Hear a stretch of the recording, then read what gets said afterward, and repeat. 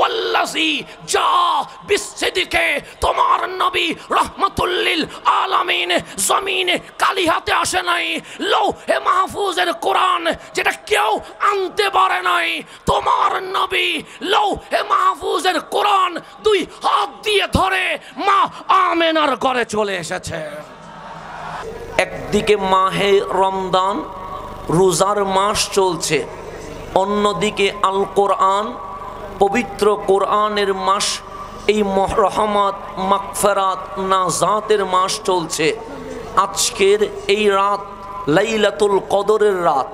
কেন লাইলাতুল কদর এক রাতে নয়, আমার রসুল বলেছেন লাইলাতুল কদর 5 রাতে পাওয়া যায়।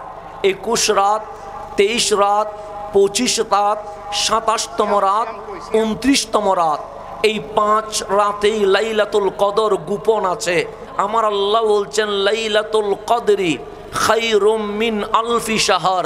ওহো আমার বান্দা, যদি 1000 মাস দিনের বেলায় রোজা রেখে জিহাদ করো আর রাতভর যদি কিয়ামুল লাইলে কাটিয়ে দাও, 83 বছর 4 মাস লাগাতার ইবাদত করলে আমি আল্লাহ তোমার আমলনামায় যে সওয়াব দিব, এক লাইলাতুল কদরে ঈমান নিয়া সওয়াবের আশায় যদি ইবাদত করো, এক লাইলাতুল কদরে 1000 মাসের চেয়ে আরো বেশি সওয়াব দিয়ে দিব। এমন লাইলাতুল কদরে আমরা বসা।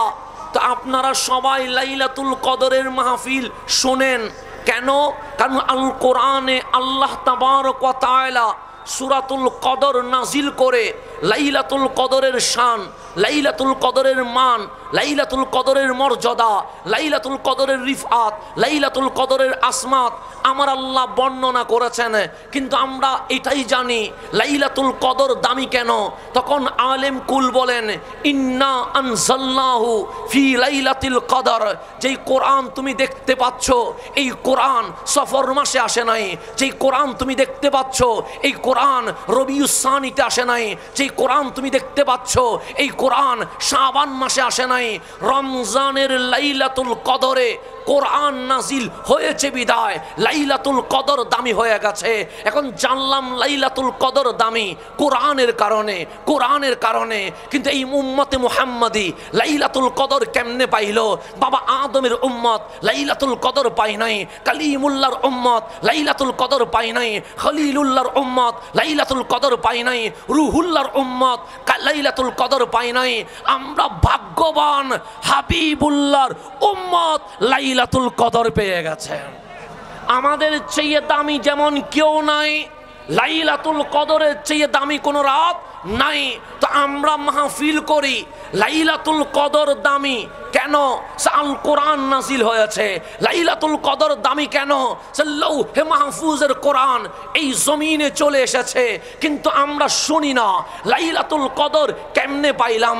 সেই জন্য আল কোরআনের যে সূরা আছে, সূরা নাজিলের শানে নুজুল আছে, প্রেক্ষাপট আছে, ঘটনা আছে। এক সূরার পর আরেক সূরা কেন নাজিল হয়েছে এটার পিছনে বিশাল গবেষণা আছে। সেই জন্য কোরআন বুঝতে উলুমুল কোরআন পড়তে হয়। উলুমুল কোরআন ছাড়া কোরআন বোঝা যায় না। তো লাইলাতুল কদর কেমনে পাইলাম? 27তম রজনী আসলে আমরা পুরা মহল্লা সাজিয়ে ফেলি। 27তম রজনী আসলে আমরা ঘুম হারাম করে ফেলি। কখনো কোরআন পড়ি, কখনো জিকির করি, কখনো তাসবিহ পড়ি, কিন্তু লাইলাতুল কদর পাইলাম কেমনে এই ঘটনা কেউ বলে না। আমি যখন শানে নুজুল পড়লাম তখন দেখলাম লাইলাতুল কদর কিভাবে নাজিল হলো। দেখলাম সূরাতুল কাউসারের পর সূরাতুল কদর নাজিল হয়েছে।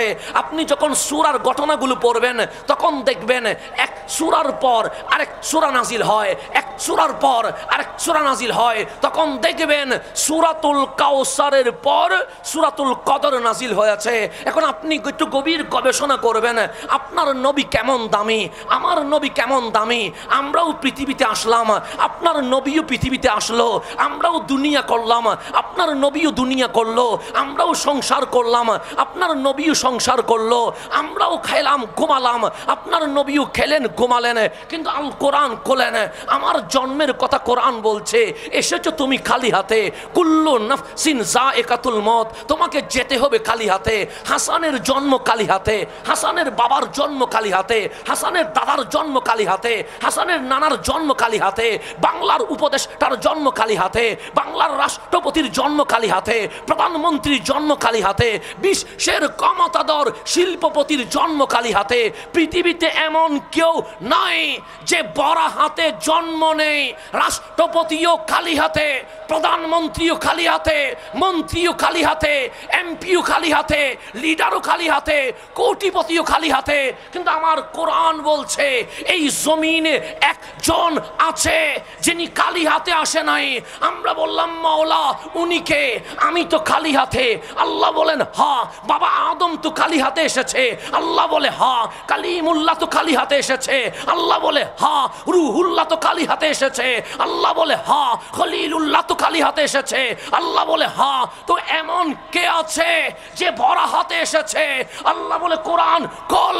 আমরা কোরআন করলাম।